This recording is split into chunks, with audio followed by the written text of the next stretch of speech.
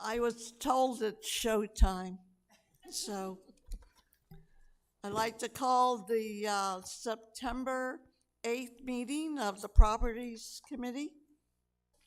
We have a quorum.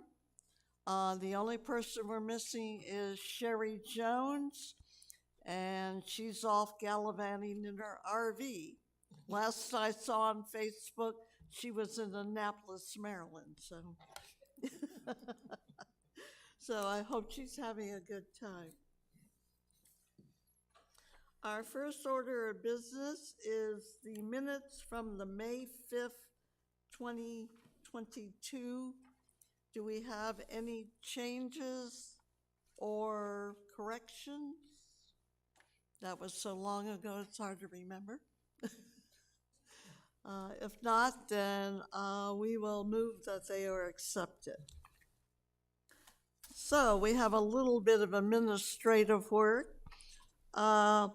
Just a reminder on the microphones to bring them so you can talk into them, and when you're not using them, to make sure they're off.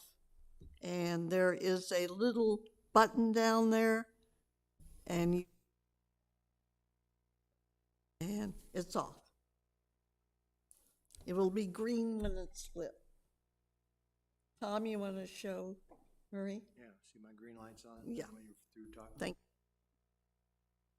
you. Yeah, Marie is the only one who hasn't had the opportunity to use our microphones.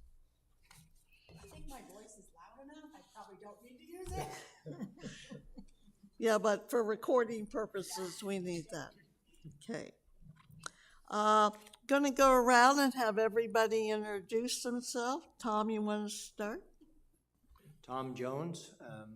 I've been on the Properties Committee previously, been here a number of years. Mostly work with the Automotive Restoration Club, but I also am part of the metal shop and the wood shop and broadcast. Maria DeMeo. I've lived in Sun City West for 5 years now, and this is my first committee position. Okay. Sharon Weinblatt. I've been here for 15 years, it's hard to believe. And I've been on the Properties Committee last year and then a couple prior years in the past. I'm Marshall Adams. I've been in Sun City West for 20 years and been on this Properties Committee three times. I'm Jim Kraus.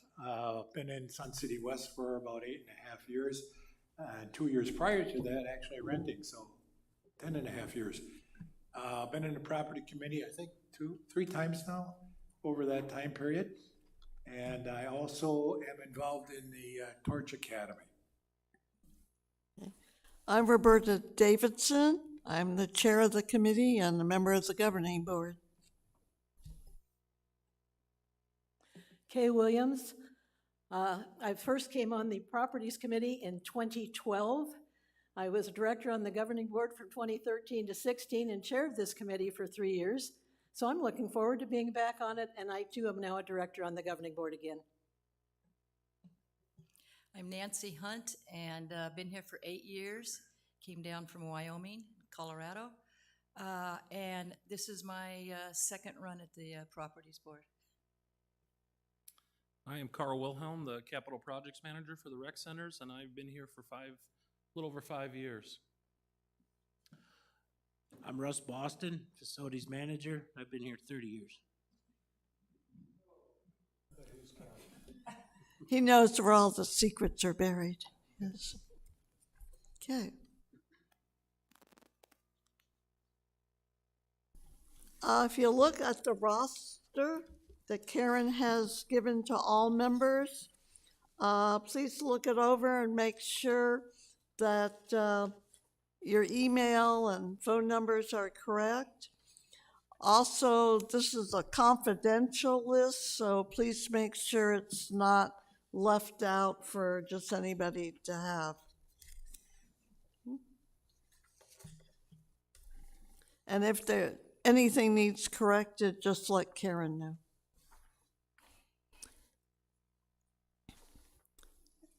So we're going to skip over using board docs. I think most everybody knows how to do that and access YouTube. Maria, since you're new, like I asked you, if you have any questions, to talk to Karen. Okay. And we're lucky this year, Karen will be taking the minutes of our meetings.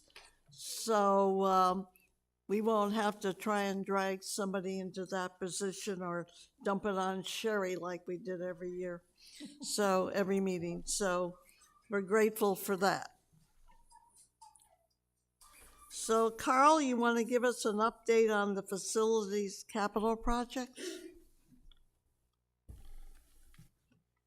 Director Davidson, yes, I would, and thanks for having me today. I'd like to start the conversation off today by reviewing the capital project planning process with the Properties Committee to give them a refreshed understanding of our policies and the actual capital project planning process. So you have all paperwork showing a flow chart. This flow chart simply represents key monthly points in the project planning process. And you'll see that in these particular colored boxes, the monthly policy deadlines for meeting policy. And this isn't just for the purpose of the Properties Committee, but it's the cycle that represents every committee and the governing board and staff's process in coming up with a final annual budget. So it's not just about capital, it's also about the conversation of the timelines for the operating expenses and budget that get introduced into the annual budget, and has some key steps. So I'll get started and make this quick. You'll notice that in the very beginning of the planning process, we have to have some deadlines for ideas, and the ideas simply start off in those first two green boxes. And the most important thing about this is, where does the idea come from? So projects ideas can simply come from virtually anyone, but specifically if they come from clubs, they get submitted on a CR13 form. All these documents, including this flow chart that you see here, is in our board docs, and you'll see that there's CR13 forms in the club document books that each president of a club has, and then the FR1 form is in our policies and set as a document at the bottom of the board docs page. So clubs provide a CR13, and other individuals provide a request in general, and that request gets put on an FR1 form. So an FR1 form or a CR13 form then gets distributed to, sometimes it ends up in a manager of that department's hands, sometimes it comes directly from a governing board director, but ultimately it lands on Russ's and my desk to do the initial evaluation, which you'll see in the early blue blocks. And then we will start doing some discussions with the person or club that brought this project forward or idea, and give them some pointers, some advice from July 1st, when the deadlines are due for these forms, and work with them over the summer to allow everyone to be successful, so that when we get to this point here in September, October, and November, they are prepared to either give a presentation, or I'm prepared to give you information on capital requests. And over the next 3 months, over the summer, you will see that we've done homework that I'm going to be discussing a little bit with you today, that's been initially then discussed with the general manager, and some form of discussion has gone back to that club president or the individual that provided the idea. Over the next 3 months, you'll see on the far right-hand side of your flow chart, October through November, each committee of importance to the idea or project capital request will have some form of presentation given to them, either by myself, because it's a repair and replacement project, or it's a club bringing a new project request forward, and you will be able to hear these presentations, make comment, and then ultimately, after November's meeting is over, have all your notes collected and and the chairperson, Roberta, will be able to give the governing board your recommendations for these capital requests. And that's gonna happen right here in this time frame. So ultimately, on December 1st, it is my responsibility and all the other departments that submit capital requests to the CFO. The CFO has to have the initial budget for capital given to the general manager, and that's per our policies.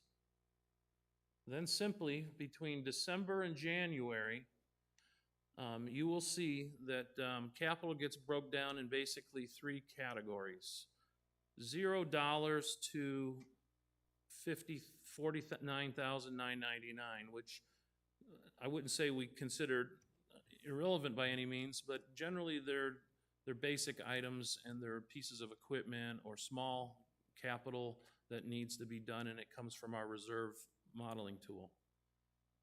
The items that are between 50 and 100,000 get a higher level conversation and review by yourselves and all the other committees, so chartered clubs, if it's relevant to a chartered club, properties committee, if it's relevant to affecting our properties, and then budget and finance, which since it has a dollar associated to it, they are going to review absolutely everything. And then from that point, there'll be enough discussion and recommendation again from the committees that the governing board has your voice heard and can make a judgment themselves on whether these projects will move forward in this project planning process, and they'll get a determination of 1 or a 2-year project planning status. So generally, a lot of projects, in fact, probably over 75 to 80% of them, I can achieve by the approval and in the 1-year cycle of the budget. Some projects need project planning documents, and I would make that known to you and all the other committees that these particular projects need dollars associated with project planning, architectural, engineering, things that are required that cost capital, so that the second year of project planning, we can have a solid base for understanding what the actual project cost will be. So, and it has been both sides of the fence that after investing some dollars in architectural and engineering documents, that in the second year process, a project still does not move forward based on financial choices or recommendations from these committees and the board ultimately. So this is the project planning process. Everything else, you have the paperwork to review, and then it goes into the operational implementation of the budget and all the way to how a budget is finally finalized in our May months of each and every calendar year. So at any point in our meetings, if you have any questions about this, I'd be happy to go over it with you. But I think it's pretty well laid out, and it absolutely follows our policies. So Pete Finelli, our CFO, he uses this, but he actually goes to a higher level of policy dates that policy has even more deadlines, and he uses a timeline sheet in the Budget and Finance Committee. But everything in alignment between his document and this project planning document are the same. So I hope that helps. And then one more thing, Russ and I, on a monthly basis, will give our capital review and facilities maintenance updates. But since this is the first meeting of the year, I'd like to mention that in October, you will have your initial capital list from me that conveniently coincides with the schedule for the tours that we'll be setting up, because this committee walks every single building of our 4 campuses and on a weekly basis for 2 to 3 weeks, and comes up with a list of anything that you feel that needs improvement. That is also the same time that I will discuss the initial capital budget that's being proposed, so that you have understanding and clarification of any room that might be getting a new carpet or cabinet upgrades or a new building addition. We will take the time to discuss that during the tours. You have a lot of veterans on this committee, so I think it's going to go quite smoothly. And I do believe that once you receive next month's list from me, that there'll be a couple of clubs that will be giving presentations in October and in November. I believe it's possible that softball club will be coming and giving some presentations.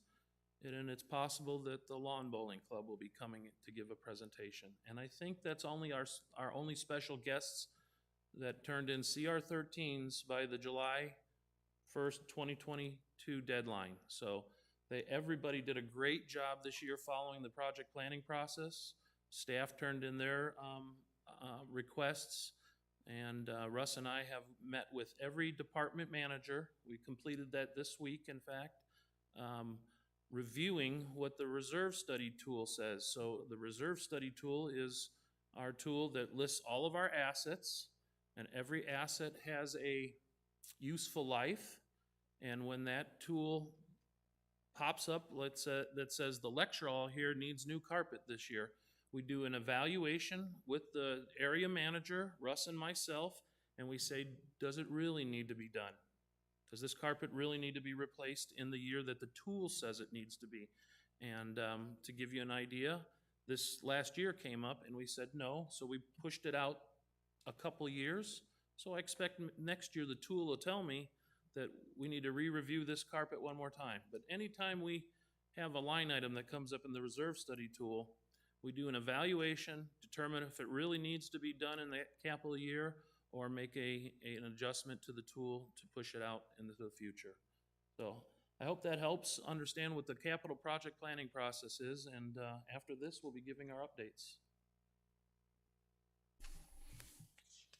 Did you want to go over any of the capital project updates, or? If you're ready, I'm ready. Yeah, we're ready. Okay, since the last time we met, approximately May of 2022, we have a pretty lengthy list here. So in R.H. Johnson, the men's club flooring replacement project was completed on 5/22, and that is an FY 21-22 budget item. So some of these items that I'm going to talk about today are last year's budget and current budget. Men's club millwork and countertops, that project was completed 6/6 of 22, also an FY 2022 budget. Social hall hardwood screen and seal, that project was completed 7/7/22, and that is in the current 23 budget. Environmental services office addition, that project was completed 7/14, that is a carryover project from FY 22. The Code Compliance Office Village Meeting Room Remodel, that project was completed 7/14/22 and is also a carryover project from the 22 budget. Admin building interior lighting conversion to LED fixtures. The admin building was completed on 7/14. The Agriculture Club entry asphalt seal coat was completed 7/16.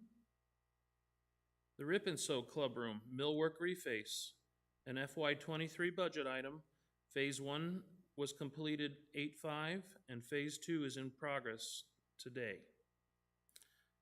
The R.H. Johnson Recreation Center interior lighting conversion to LED fixtures. This is the remaining buildings on the campus since we already completed the admin building, and it is currently in progress. That progress is based on priorities of closures. So as you can see outside, we have the millwork going, the asphalt parking lot tore up at the library area. So right now, electricians are doing the lighting conversion in the library while it's closed. When I move over to Phase 2 of that asphalt project, you'll see that we'll be doing the men's club. And then from there, we have a pretty nice schedule of going around the campus and just going from room to room, converting the fixtures to LED energy conservating fixtures. Moving on, the R.H. Johnson parking lot number 2, asphalt mill and replacement, is in progress. And you see all the mess that's outside and the barricades. That's phase 1 of 2 phases. After that is 100% complete and striped, then we will go from the south side of Arc Building all the way through the common drive at Meeker, Men's Club, and pickleball courts, and tear that out and replace that concrete. The metal shop parking lot asphalt mill and replacement states here that it's in progress. It is actually complete. It finished on Monday morning. R.H. Johnson admin building carpet replacement began this morning. So our movers arrived, and member services and events department are closed for the next 2 days. And over the next 4 days, we'll be replacing all the carpet. And I'll be doing that in 3 phases. So give an understanding, then events and member services will be back to work on Monday. And then we will close down the governing board offices and the staff executive offices and do the carpet there. And then in week 3, we'll do HR and the accounting, just to kind of give you an idea how we project plan a little bit.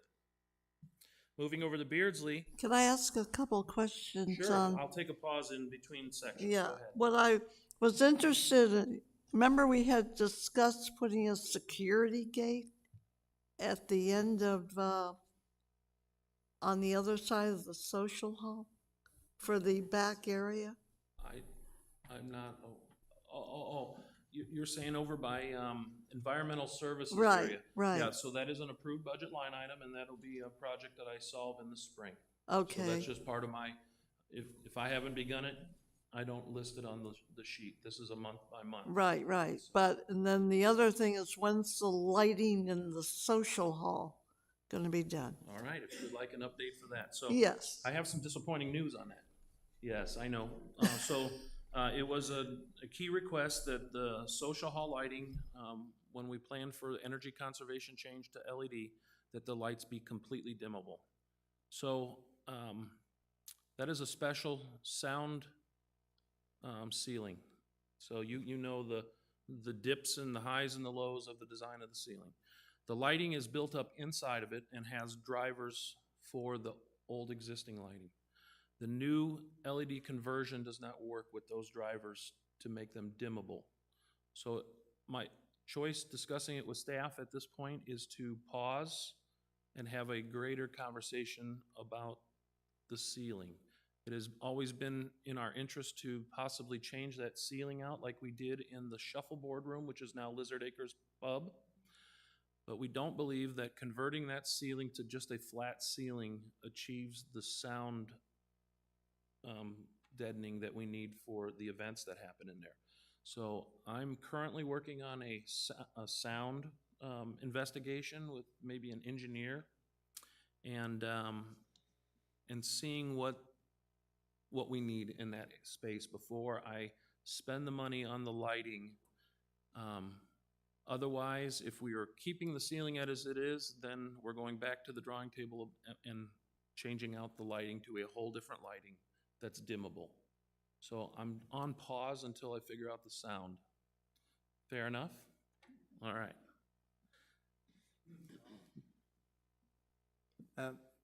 The ARC building, will it need to shut down for the conversion of the LED? Yes, probably for 2 to 3 days. 2 to 3 days, thank you. Each area club will probably be affected by 2 to 3 days as we get, and everybody will be notified well in advance.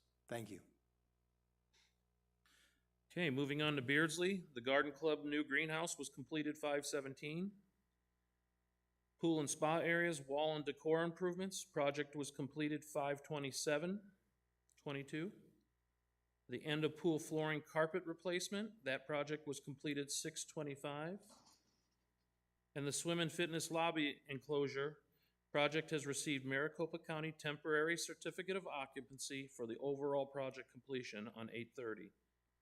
It is currently in progress still, though, for 3 exterior custom fabricated metal frames and glass awaiting arrival to be installed, and this is due to supply chain backlog. It will be installed upon arrival. The drywall and stucco that is unfinished in those areas will be scheduled and finalized as soon as the windows arrive and are installed. The room is fully functional, and the facility is fully operating as we speak right now.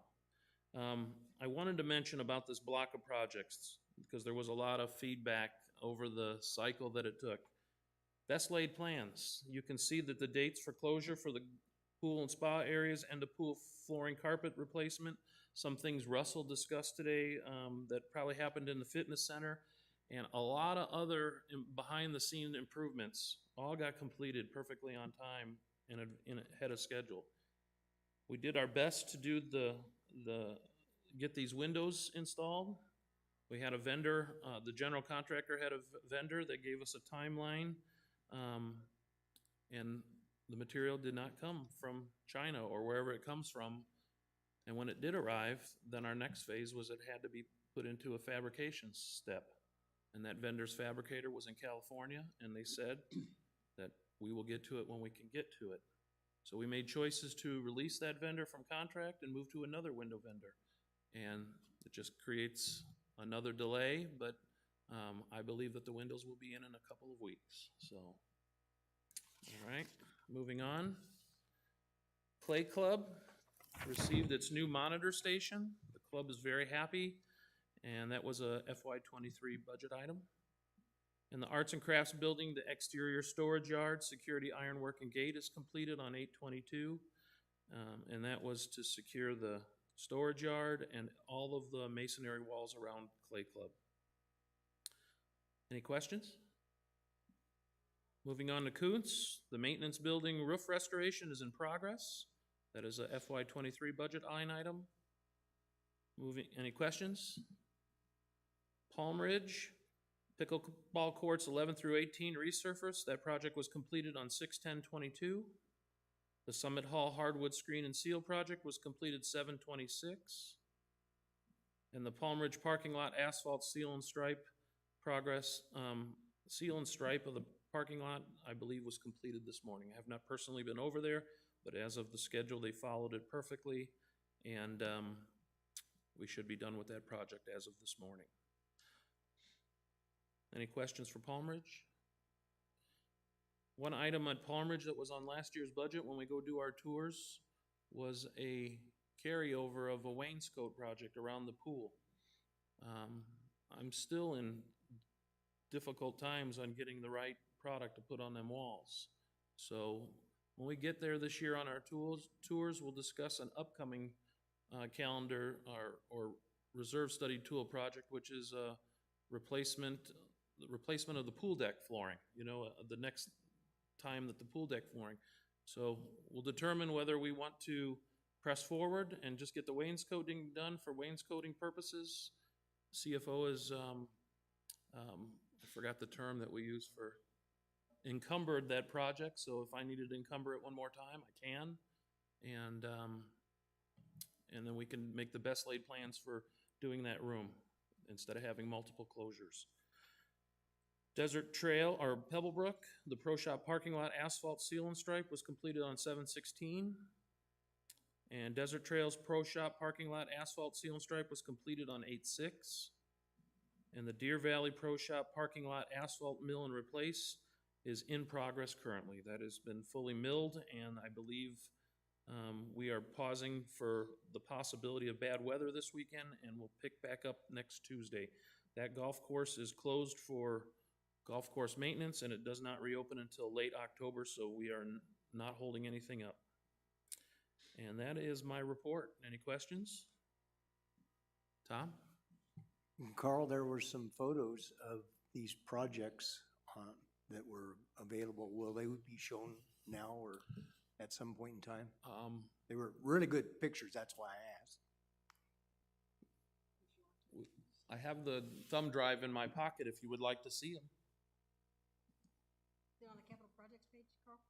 No, it's the same document being used for the governing board workshop where they did ask to see the photos. I'll just wait for his flash drive now. So I can kind of review this list one more time. You can see the finished photos. Tom, I apologize that I didn't do that, but you were gonna walk those spaces over the next couple of weeks, so I would've showed them then. Well, we don't do golf courses. I probably That- don't have golf course asphalt pictures anyways on this, Yeah, so. yeah. Just for those new on the committee. I wanna uh, keep you awake during this Several meeting. years ago, I believe it, Mr. Hurley pushed for a golf committee, and they take care of all the stuff for the golf courses. So we don't have to spend our time going into restrooms anymore on the golf courses. All right, if you would like to turn your heads and see there we go. All right, Johnson Men's Club flooring. Now, this room also got fully repainted. New millwork and countertops. And that went all the way throughout the whole entire hallways and into the Stampede Room, I believe is the title of that room. Then we did the R.H. Johnson Social Hardwood Seal Coat. R.H. Johnson Environmental Services Office. So this is a new building addition off of the loading docks of the social hall, and you'll see the interior and exterior. The old building was, the storage containers were craned out and put in another location for the upcoming budgeted fencing and roofing project, so we can park vehicles and make a secure place for our vehicles. And they were kind of put up by the dirt mound that's back there from the old pool build out. So, and then the old building office was demoed and hauled off. And then that whole area was finished and painted, and it's also a storage area now, so for vehicles. R.H. Johnson Village Meeting Room and Code Compliance Office. So this used to be the village store. Over the next few months, you'll probably be available for access. Right now, the meeting room is being used for the library staff while the library is closed. And the Code Compliance Office is fully operational in their new office space. R.H. Johnson Rip and Sew Millwork Reface. This is, give you an idea, there's their old cabinets up in the top right. And the phase 1 cabinetry that is done is the pictures on the bottom. And over the next 2 weeks to September 23rd, we're closed. This room will get full repaint, carpet cleaned, and the lighting will be converted to the LED fixtures. R.H. Johnson Parking Lot 2, asphalt mill and replace. This shows you the map of the 2 phases. So you have the library, R.H. Johnson Common Drive, and then phase 2 is the pickleball men's club area and the Meeker Common Drive. And I think you see the mess that's out there, so it's being worked on and they're doing a great job. Metal Shop Parking Lot, asphalt mill and replace. You can see the scope. This project had a little bit of bad soils in it, and we rectified it. So the picture on the right, you can see the remediation. In this particular case, we used geotech fabric on the base after excavating 18 inches down and importing good aggregate base. So, and how does that happen? The soils underneath get disturbed from years of roof drains, air conditioning condensate lines. So I'm gonna assume that parking lot was anywhere between 30 and 40 years old. Might have had some work done on it over time, but we also have some stabilization that we're doing over here at the library. So that kind of gives you an idea of the big tools and tractors and work involved in doing a parking lot replacement. I'm proud to say that the Garden Club greenhouse turned out fantastic. The club has done an amazing job, not only inside their new greenhouse, they have a teaching area in there. They have so much more safe working area, and man, have they beautified the kind of phase 2 that they got governing board approval for the area behind the the Clay Club area, and it's turning into a botanical garden. So here's some cool pictures of the Beardsley Pool and Spa wall and decor improvements. So you see the place used to be 100% tan, and now we have some color. There's your long green mile. It used to have like what I always referred to the German stripe. So it had the red, gold, and black. And I think that livens it up and gives you a new walkway, and it's refreshing, so. And then there's our design graphic for the back of the pool and shows you the new flooring. So that is a rubber flooring, same as that you might have experienced at the Coons pool deck. Much safer in case somebody has an accident and falls. It's soft. It's quite durable, and that's the new look in that area. Staff was concerned that that furniture, they dragged the chairs, So would hurt the floor. Facilities maintenance did a great job in taking that request from staff, and they ground down all of the feet on the, welded them clean, and put soft pads on the bottom. Carl? Yes? I noticed there used to be in Beardsley like plants in that one section and waterfall. Yep. That was removed. So all of those old fountains and ponds were excavated, and then reinforcement steel went in there to make it like the rest of the concrete in that area, and it was poured with concrete. It had a 30-day curing time before I was allowed to put any rubber flooring down. Generally, that's the case with concrete. You got to let it dry out fully before you put a finished fabric or another surface down. And yep, so even in the corner that you don't see in this picture, there used to be a wall fountain that just was aged and unfunctional, so that's gone and all prettied up, so. Carl, I see that as a cost savings too, right? Just to maintain that? Yep, right? there is no longer any Now you fountains took that off. That's yep, wonderful. no water evaporation, so. And that floor can be used for multi-purpose working out, so. And then here's your new lobby. So also the color palette has been carried through. There's some beautiful furniture in there now. These are a little bit pre-finished photos, so it's a little bit more desirable looking today. And on the top right picture, you'll see there's like a little box out or an arch. That's where the future dark bronze windows are going to go, so that'll finish out much nicer over the next few weeks, so when those windows arrive. But the new monitor station, now you have a face-to-face approach in the lobby, and people can wait in an air-conditioned space, so. And then the next is the Beardsley Clay Club Honor Station. So this was a wonderful project to work together with the club. Please remember, this is a project that the club funded.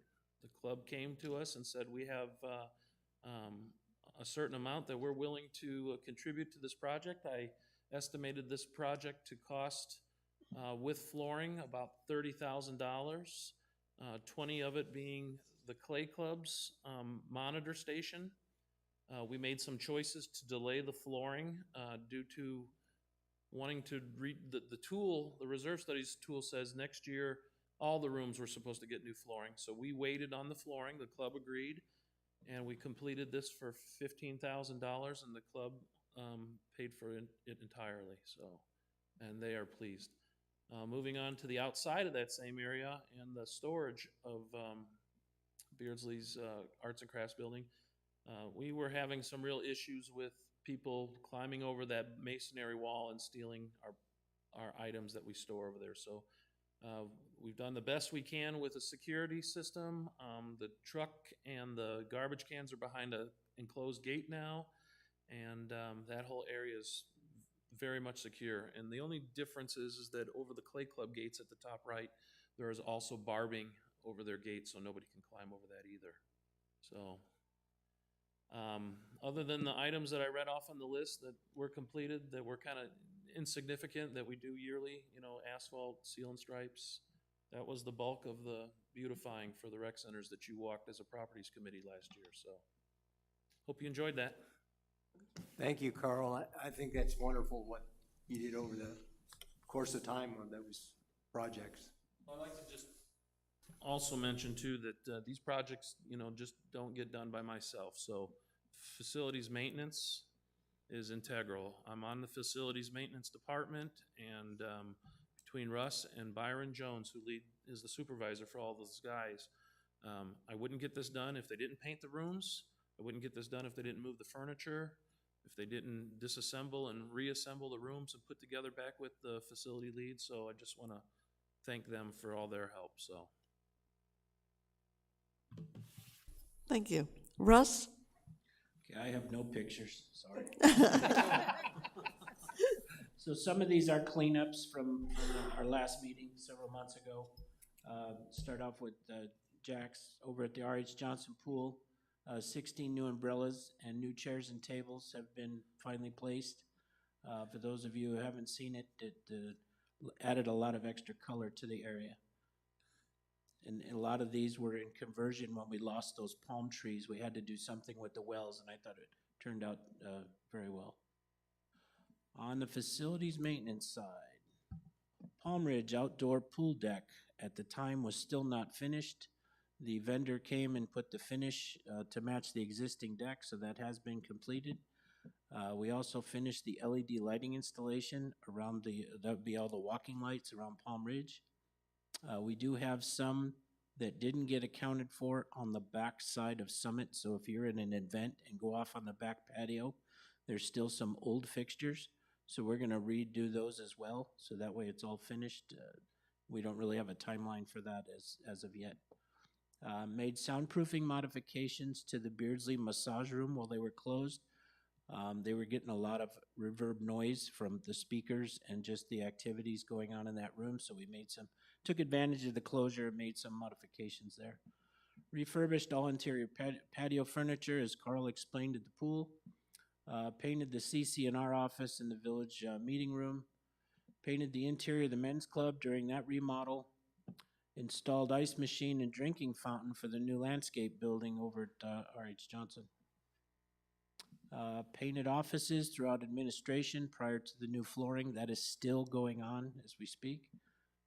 We rerouted the roof drain that was dumping water in the back area of the crooked putter, and it was getting trapped back there, so we made some heavy modifications there.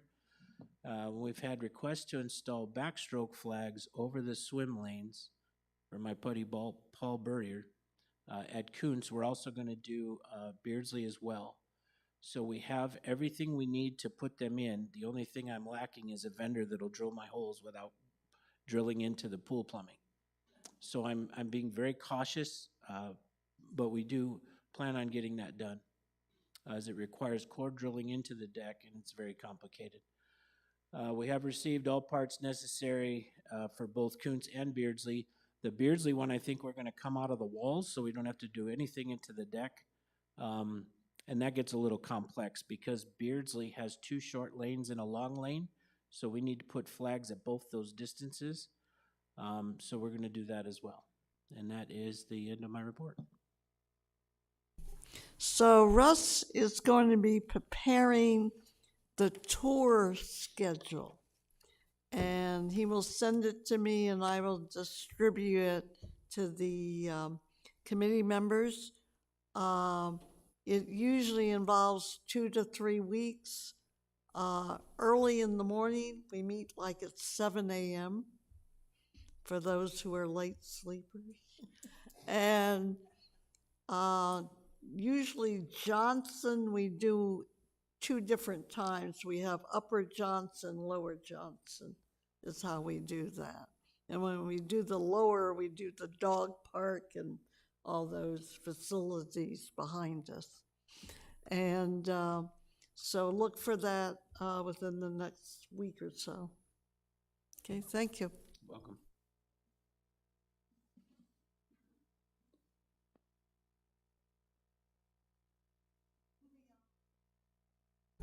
New business. So I hope everybody had a chance to review the handbook. I think it's important to remember that this committee has to come to consensus on anything we recommend to the governing board, that it's up to the governing board to make the final decision whether a project is in the budget. So, do we have any questions concerning the committee roles? I think most everybody's been on this committee, not just with me, but with other chairs. So, properties policies, 502. I know Brian Wallace in 2019, did a complete revamp of all the bylaws and policies, and a lot of the items that were part of the bylaws got into this 1.5 for the Properties Committee under policy C03. So the only thing I see in there is sort of duplicative is 1.54, because you basically said that in 1.53. We already said that everything has to be done by December 1st. So I don't know if anybody wants to remove that, or we don't care.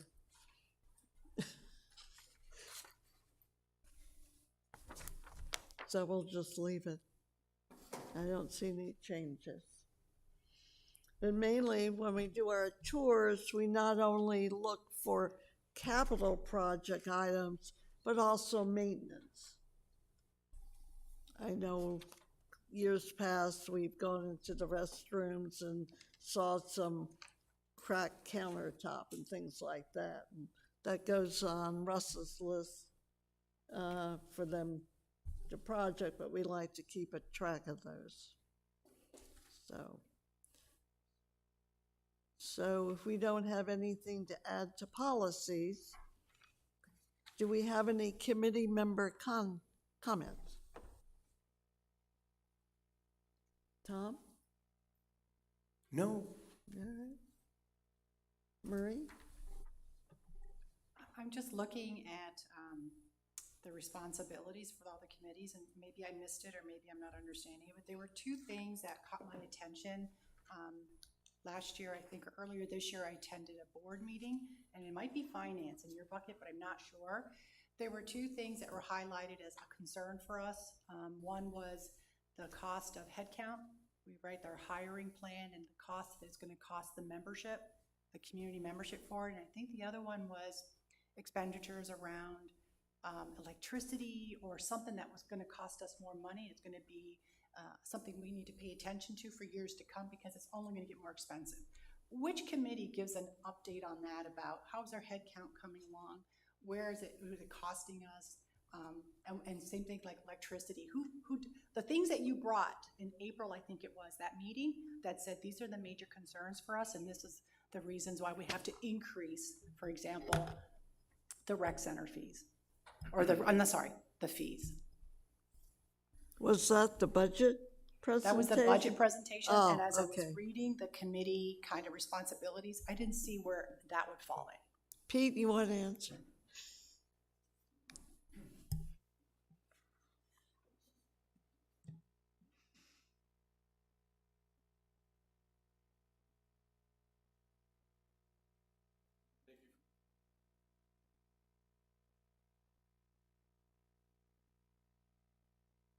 Is this on now?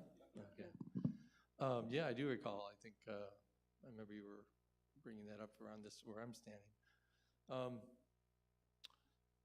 I'm not absolutely sure I'm understanding how it relates to properties, but if you're asking,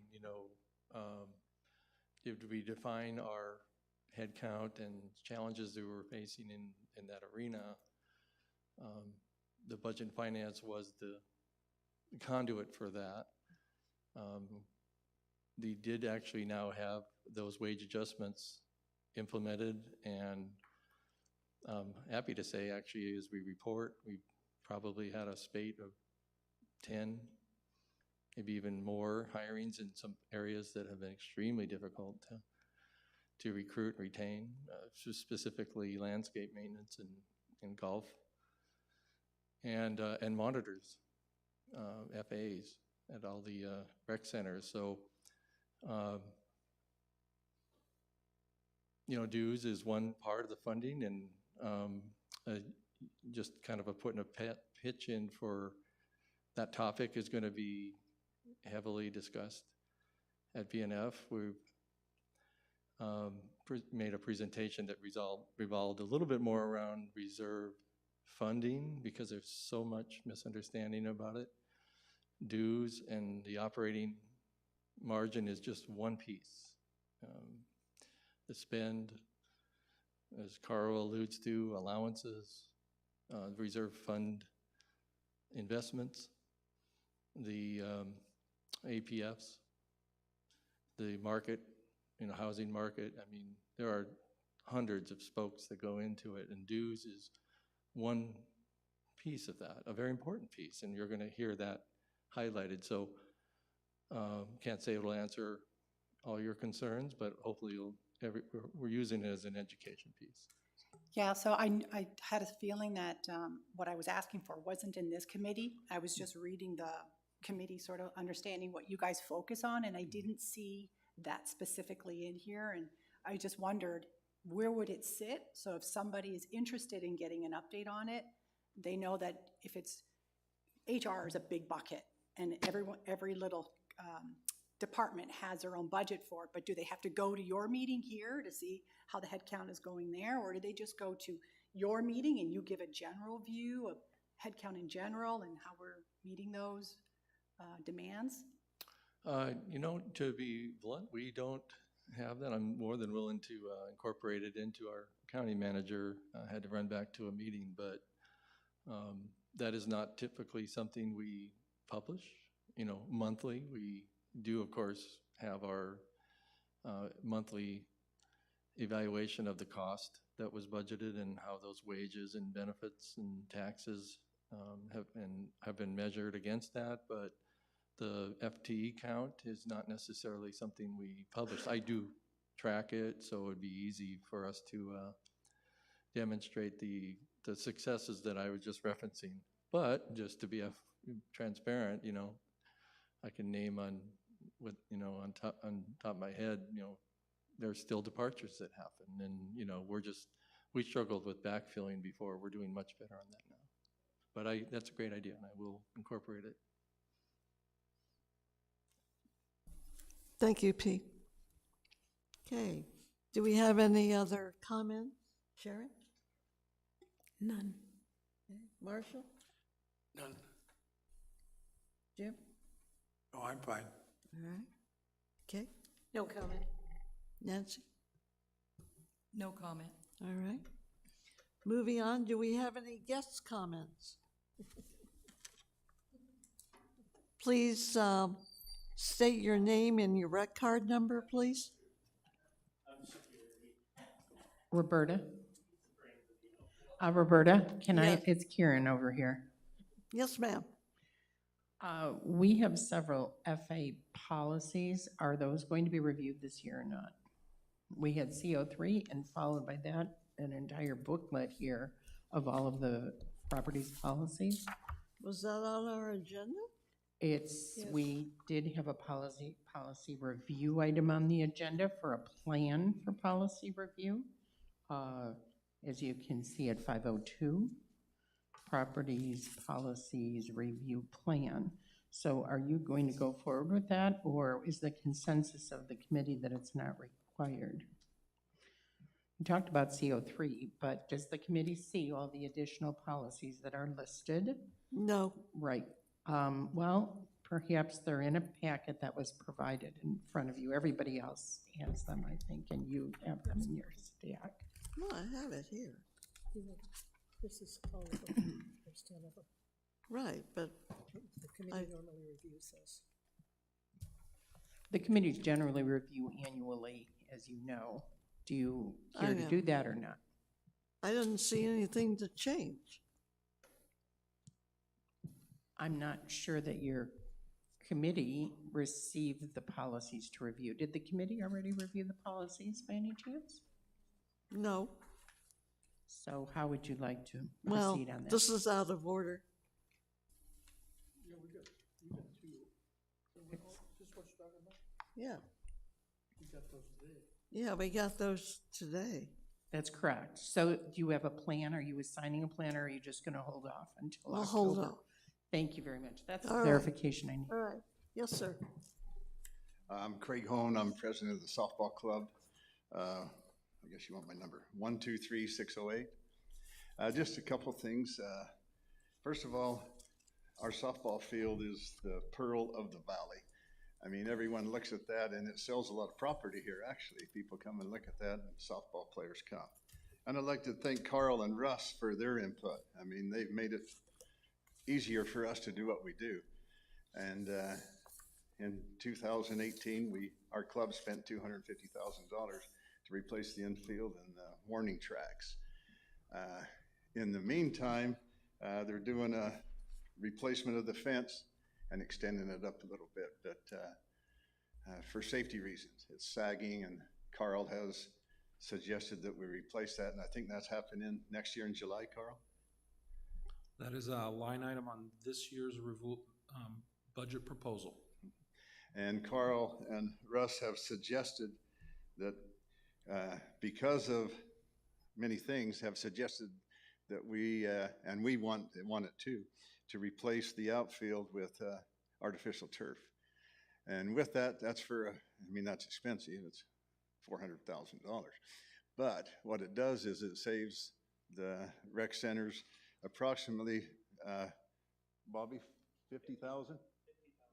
$55,000 in water maintenance costs. What's that? We got the figures from Todd Petty. Anyway, that helps us too. But the big thing that helped us with is we were looking at lighting so we could play at night for field usage.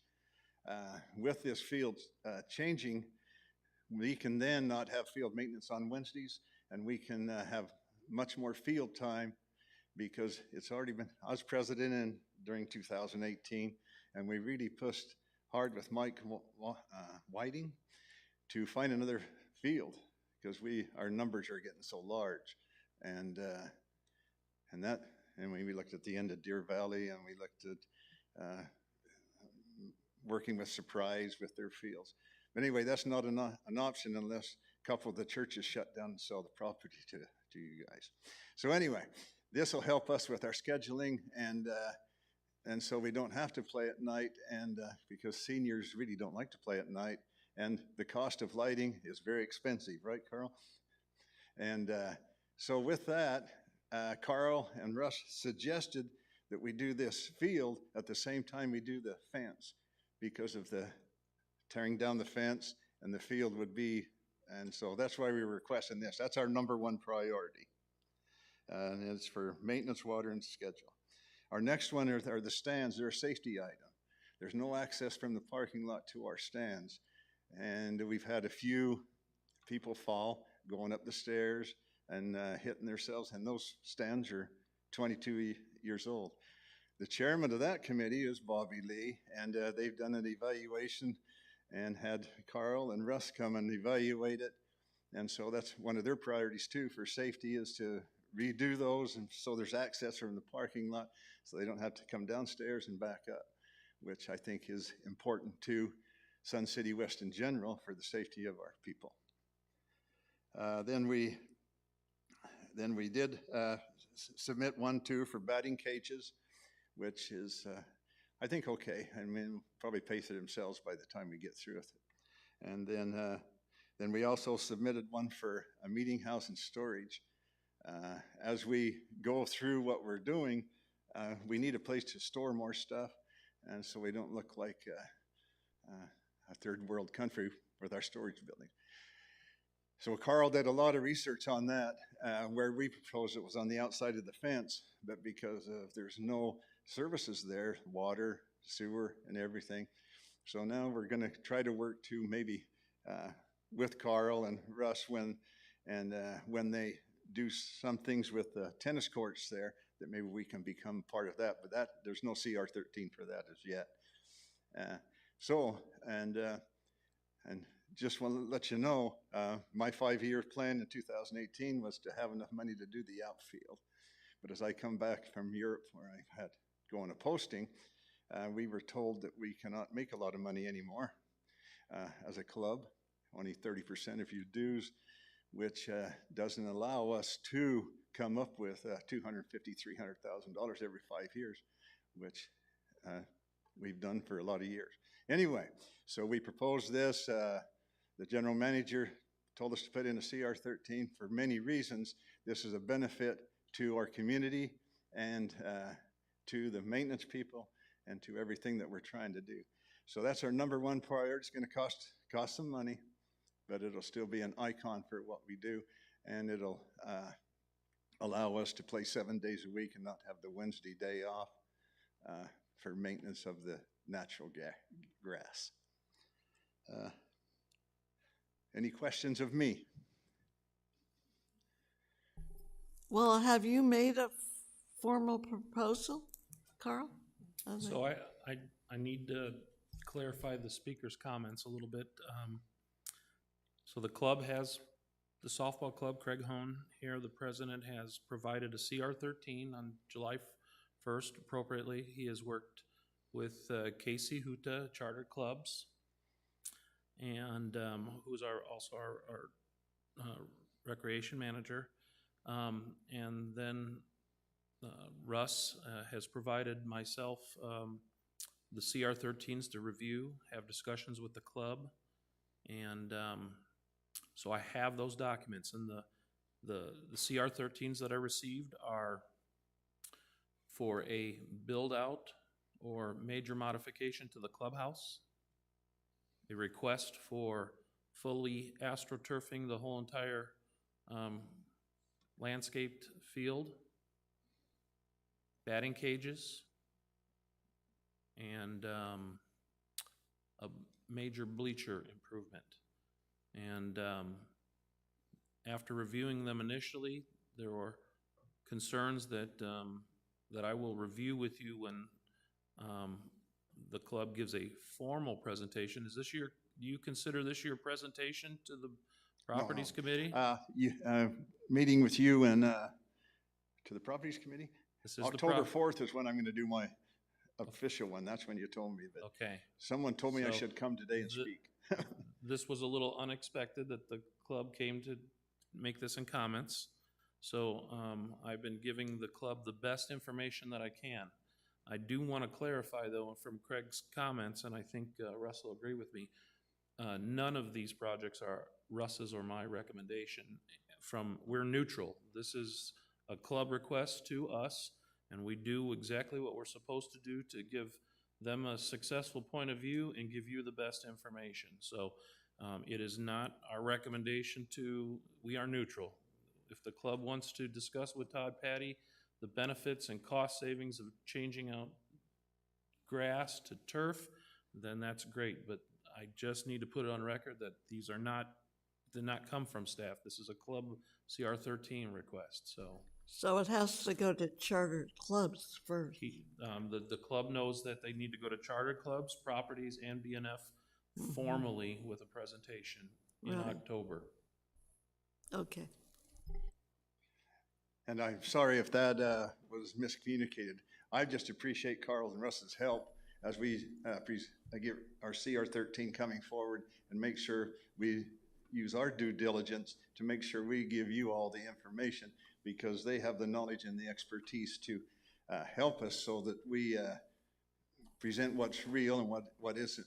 And because bottom line, we don't have any money to do it anymore, or we would, because I mean, we spend a lot of money there. But anyway, that was my comment, was, Carl, that I want to thank you too for being good advisors. Is that because we did submit the CR-13s as a request to do this, and for the many reasons I just said. But we'll make a formal presentation when we're supposed to.